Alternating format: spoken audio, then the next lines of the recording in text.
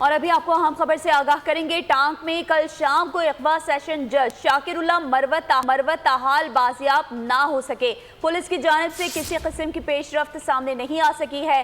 ڈیرہ road پر نامعلوم مسلح افراد نے سیشن جج کو اغوا کر لیا تھا۔ مزید جان لیتے ہیں رضوان بلوچ سے۔ رضوان بتائیے گا پولیس نے اب تک کیا پیش رفت کی ہے؟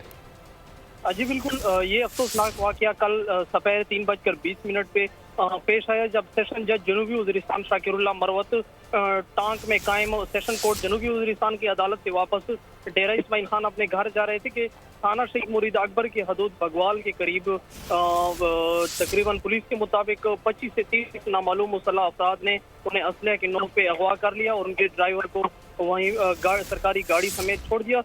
پولیس کے مطابق سیشن جج جنوبی وزیرستان کی بازیابی کے حوالے سے سرچ آپریشن علاقے میں جاری ہے، لیکن ابھی تک کسی قسم کی پیش رفت سامنے نہ آ سکی۔